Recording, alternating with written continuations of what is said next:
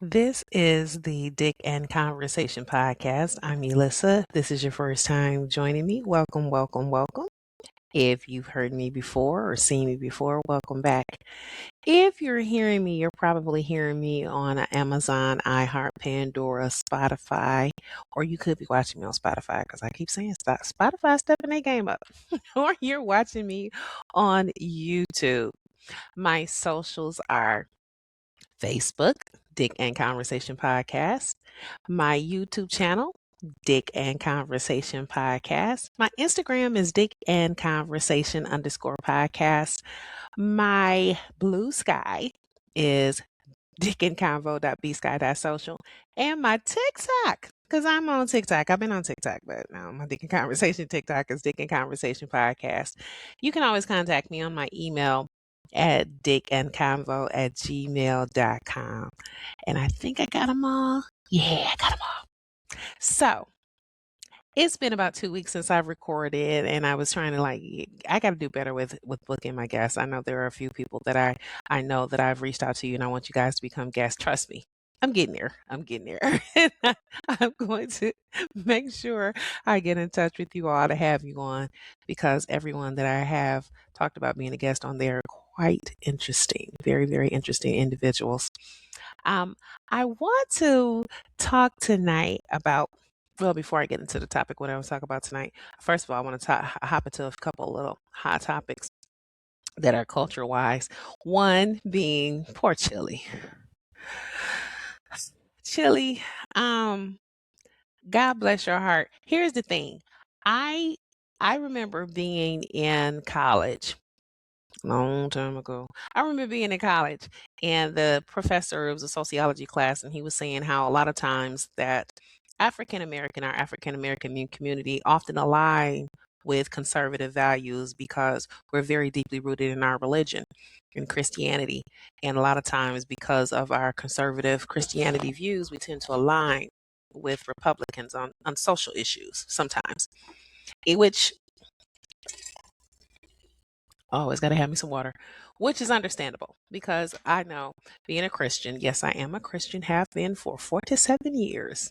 Um, a lot of my views tend to be a bit conservative, only because of, not only because of, but because of my religious values and the Bible and things like that. However, when it comes to social issues, I tend to be a bit liberal, as a lot of us are. But poor Chili, I think Chili was not aware that her liking something, her agreeing with posts, would be something to be reviewed later and put out to the world. Her conservative views that align to this current administration, which is not conservative, which is not Christian, which I can't say, in my opinion, it tends to not align to the Christianity that I know. It's not very Christ-like in a lot of different ways. And I think that Chile was still doing that, where her views are a bit more conservative than what a lot of us consider to be conservative. And she was liking posts that she felt aligned with her beliefs and her values. But girl, there's some people already saying they're not going on that tour. They're not going to those concerts because of you. So, um, I know she tried to do some damage control and said she accidentally reposted or reshared the thing about Michelle Obama, vice president. I mean, sorry, former first lady Michelle Obama.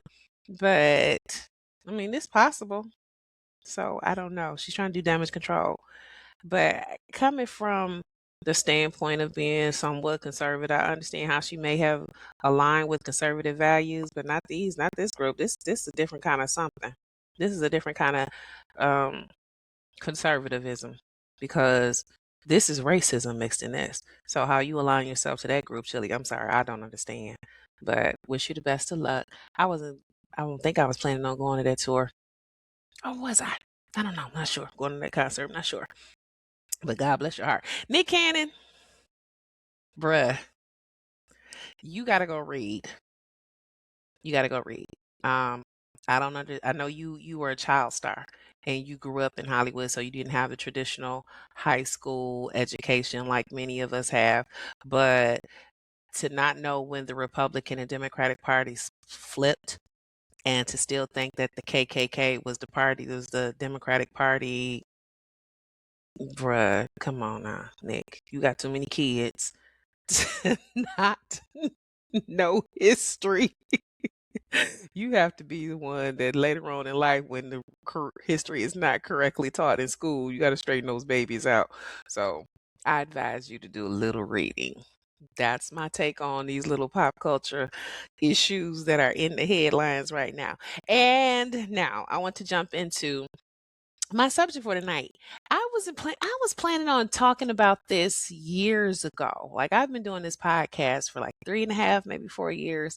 And this was a topic that I wanted to discuss years ago when my best friend Shannon, hey Shannon, lives in Detroit, in the Atlanta area. Shannon was talking about years, she said this years ago, that girlfriends have falling outs and we never make up. We never get over it. We'll let a good friendship with our girlfriends go, but we'll find a way to make it work in bad relationships. If a guy cheats on us, we'll take him back. If a guy lies to us, we'll take him back. If he says things that hurt our feelings, he will take them back. We'll find a way to work through it. We salvage the relationship, but we don't do that with our girlfriends. And it struck me back then, like, dang, that's true. But I wanted to talk about it and I never really got into it. So I'm getting into it now about friendships and girl friendships. Man, I know that this podcast, I say this empowers women and educate men, but this is kind of one of those kind of for your girl. Because I do know there are a lot of men who listen. This is probably for your girl, your wife, but you can learn something from it too. And I wanted to discuss about girlfriends and relationships, how they fall apart, because there are people who have been girlfriends for forever, for decades, and they'll have a falling out. And that's just the end of the relationship. There is no salvaging, there is no makeup, there is no reconnection a lot of the times. And ever since Shannon said that years ago, it's had me thinking, like, do we really do that? But yeah, and if we do, why do we really do that? I've had friendships that have fallen by the wayside and just been torn apart, ripped apart, fell apart, broke, ran off the rail, crashed and burned, however you want to describe it. But the friendships are no longer intact. And I didn't put in a whole lot of effort to try to reconnect either. It's like, I think that's a me thing because I feel that way about relationships. So we done. Family members, you ain't talking to me. Guess what? I ain't talking to you either. I think that's a me thing, but I do know that that does happen a lot with female friendships. I know there are these friendships that I'm friends with. I ain't gonna say friends with on social media. But I know these girls. I've been knowing them since elementary school, and they've been best friends since elementary. And they're still the best of friends. Their lives have now incorporate each other still, and not just with their friendship. It includes their husbands and their children and their grandchildren and their friends. And when I look at it, the core of it are those two women who have been friends since haven't reached elementary. They've been best friends ever since back in elementary school, as long as I can remember. And now, even though their lives has taken, ebbs and flows, and they've gone up to college and military and jobs and gotten married and have these families, they have now incorporated their families into their lives. And like I said, they're friends. Um, they take trips together and have nights together and still do sleepovers, which I think is like, that's so cute to be in your 50s and you still have your best friend from elementary school and you guys are doing sleepovers and you take the husbands, go and you do these trips. It is such a beautiful thing to look at. Not that I'm envious or jealous or anything. I think it's so beautiful because we don't see that often. And unfortunately, with social media and reality shows, we see women who are cool and they throw drinks at each other, and I'm rich and you not rich, and you tell my secret and I told your business, and how did she know that? And a lot, unfortunately, that's how a lot of these friendships are portrayed or why they end. I used to watch the Real Housewives of Atlanta, like from season one, like first one with Lisa Wu and Deshaun Snow and Nene and Nene old nose. So old face Nene. She'll never see this, so I'm not worried. But that's the thing. I've been watching that, and to see how that show has turned into these women who they're supposed to be friends, but at some point they're going to backstab each other. That's not a good portrayal of female friendships. And it's not just Atlanta, it's any of um those shows of that franchise, Beverly Hills and Orange County, and it's just like, all is it Orange County, New York, whichever ones. But you start watching that and you see all these friends. They start off, they're really good friends, they're at each other's house, and they go shopping together and trips, and then you just sit and wait and go like, which one is going to backstab the other? And it's a horrible portrayal of female friendships, which is not something that happens often. Or maybe it is. I don't know. I know I've had a lot of friendships that, like I say, they've fallen apart, but it's never like that. So to see those two ladies who still have their friendship intact is absolutely fabulous. I know of one friendship that went through a split. They went to a bit of a disconnect. I don't want to say split. It was a disconnect for a moment. And when I say a moment, I mean several years. There was a disconnect where they weren't speaking. There was no engagement. There was nothing. And only recently did they make the effort to reconnect, which I thought, that's really brave. Because when you start in your 50s, a lot of times you just not don't have the, as I say now, I don't have the bandwidth. That's what I use my new phrase for my children. I don't have the bandwidth. We don't have the bandwidth to put forth the effort or the energy, the time, the mental capacity, the wherewithal of everything, the time in your prayer to pray for a friendship to return to itself. So to hear about these two female friends who grew up together, grew apart, and now are reconnecting back together, I thought like, wow, it does happen. It can happen. There have to be willing participants on both ends for women to reconnect. And I thought like, that's really beautiful. I'm a big Bridgerton fan.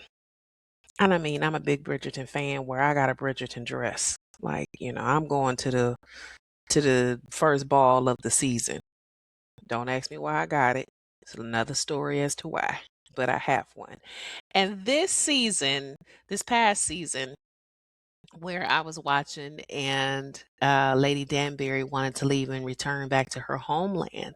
And if you watch the show, the queen is her best friend, and she's the queen's best friend. They have this amazing friendship, have been since. If you watch Queen Charlotte, you'll know how the genesis of it. And at a particular point, she wanted to go, and the queen told her, "You cannot leave." And she was like, "Your Majesty," she was like, "You cannot go. You can't go." And she says, "But I'm your friend." She says, "No, I'm your queen."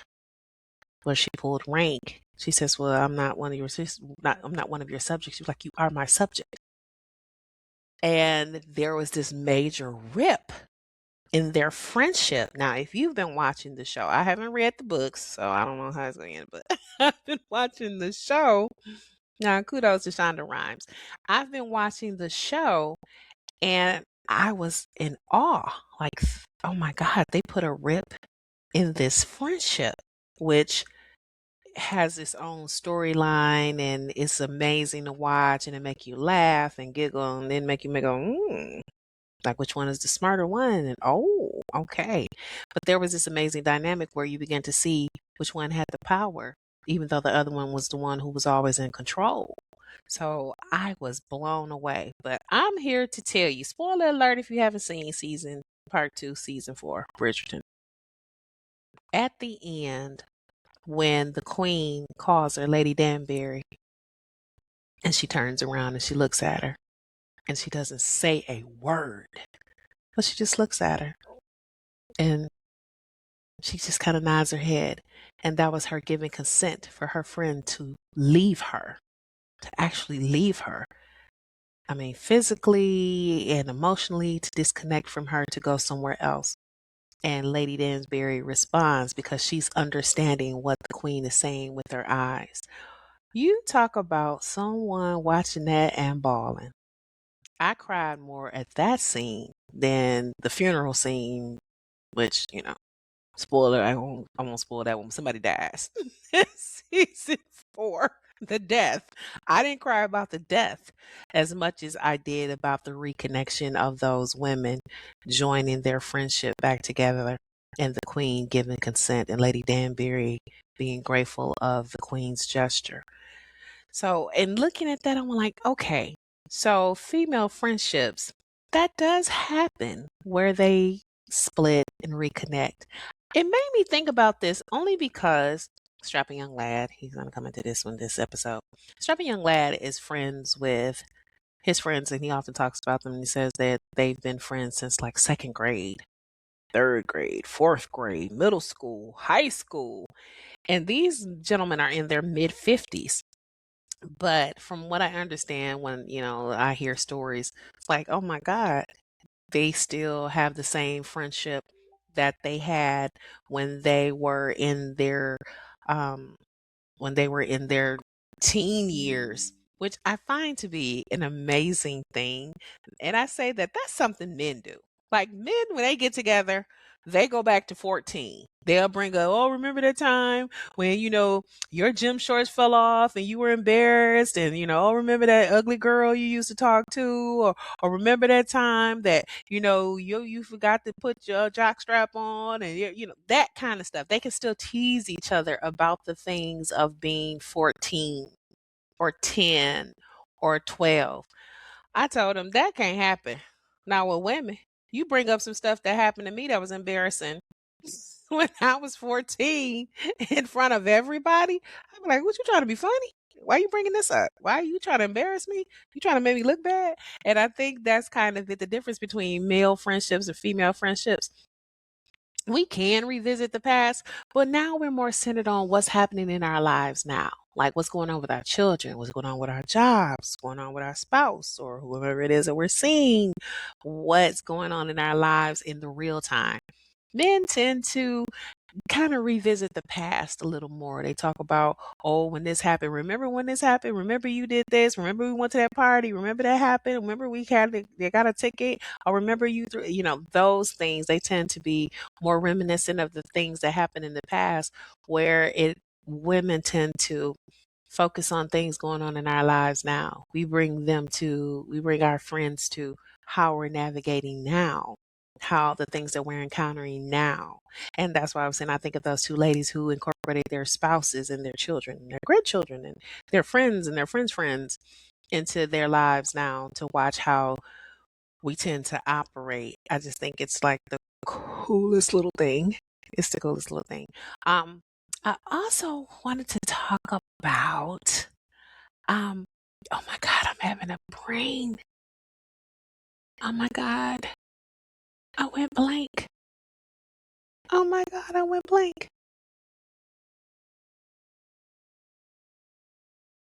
Oh my God, I went blank. But that's okay. Must not have been important, as my ex-husband would say. When I say, "Oh, I was going to tell you something, but I can't remember," so it must have been a lie. Not that I was going to lie to you all, but I just can't remember. That's a little menopause thing. That's what I was going to talk about. Not my menopause, but the things that we do that we kind of pour into each other. One of the things that I've experienced this week was having someone pour into me to believe in me. When you have that female core group and they pour into you, there is no feeling like that in the world. My God, baby. Hey, Pager. My God, baby Ash. I was saying that I wanted to go to the Black Effect Podcast Network podcast festival, Black Effect Podcast Network Festival down in Atlanta. And she said, Mama, I believe in your podcast. And she sent me money and said, go, go. I was like, what? What? And I think that's one thing that our female friendships have a leg up on with men. We tend to pour into each other a little more. We, hell, we will feed each other's delusion. we, we delusional. We'll feed each other's delusion. Be like, girl, I think I'm losing weight. Like, girl, I think you are. Where men would be like, you ain't losing no weight. I just don't look like it. We tend to pour into each other a bit more. That's a female friendship characteristic that I have found, that I have observed over the years. We tend to play catch up. We cannot speak to each other for years and then talk to each other, and all of a sudden it's like those years they went away, like we haven't missed for years. I think that is a beautiful thing. I do that with my friend Camille and Delon. Hey, Camille and Delon. Occasionally, I may talk to them maybe once, maybe twice a year. And my friend Keisha too. Can't forget Keisha. And when I do, it's like we just talked yesterday. Sure, we're going to stay on the phone 3 or 4 hours to catch up to catch up on the 3 or 4 years that we haven't talked.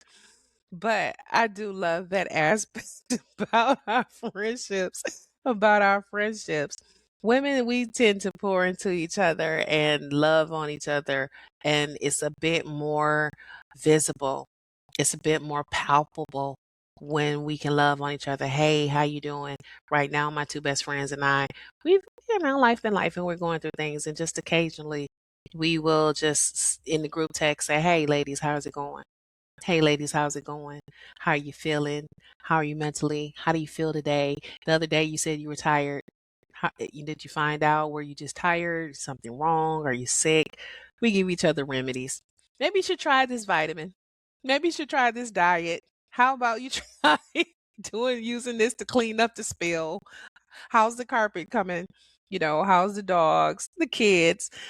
I love our friendship because they're young mothers and their children are coming along where my children have already been. They're going the path that I've already went through. And it's so funny because like I say, I've told people this before, to look at it on paper. My two best friends and I have no business being best friends because they're, a different race, they're in a different generation, they're millennials, they're young moms. I'm old and I grew up inner city, they grew up in the suburbs, and we just have totally different things. The Thanksgiving conversation is always absolutely hilarious. But to look at it, you're like, what do they even have in common? But it works. It works. You can imagine it works. There is absolutely nothing I can't talk to them about, and we've been by each other's side through births and deaths, and now changes in life, and occupation changes, and career changes, and body changes, and perimenopausal, and things like that. But that friendship is in step and it's locked in, and it's just like, oh my God, this is pretty cool. I even have my friend Kimberly. Kimberly's kind of like the line Camille. I only talk to Kimberly like every few months, but once again, when we do, we talk to each other. It's about, girl, let's catch up about what we've been missing in each other's lives. So I just wanted to hop on just a little bit to talk about female friendships, and sometimes they break up. And sometimes the breakup isn't bad. I'm not saying that it's bad, because sometimes you just grow apart. It's not that she's bad or I don't like her, she full of mess, or she's difficult to be around, she's strange, she's became this weirdo. It's just that now, with change and growth and evolution, you just kind of don't fit together anymore. It's like I said in the last episode, and I think that might be my little catchphrase, that change is inevitable, but growth is intentional. You have to put forth the effort. You have to grow and to think differently and to feel differently and to move differently. And that's just an intentional thing that you do. And sometimes your intentional growth doesn't match your friend's intentional growth. And that's okay. It's okay to separate from your girlfriend who you've been friends with for decades or however long it's been, because you're no longer you that was you late before, and they're no longer them that they were before, and they just don't align anymore, and that's okay. But kudos to those ladies who are able to maintain friendships through the years. And even bigger kudos for those ladies who can have a friendship, have a disconnect, and reconnect later. You deserve all of the kudos I could give. Kudos, kudos, kudos. So, I wanted to close it out with this and say thank you for listening. Once again, this has been the Dick and Conversation podcast. I'm Elissa. You were probably listening to me on Amazon, iHeart, Pandora, or Spotify, or YouTube. Forgot about probably watching me on YouTube or Spotify. Once again, my socials are Facebook Dick and Conversation podcast page, my YouTube channel. Like, subscribe, share. I'm trying to get my viewers up. I'm trying to pour a little bit into this podcasting. So like, subscribe, and share. Dick and Conversation podcast channel. My Instagram is Dick and Conversation _podcast. What am I missing? My TikTok. Dick is Conversation podcast. My Blue Sky is dickandconvo.bsky.social. And you can always reach me by email, dickandconvo@gmail.com. Until next time, thank you for joining me.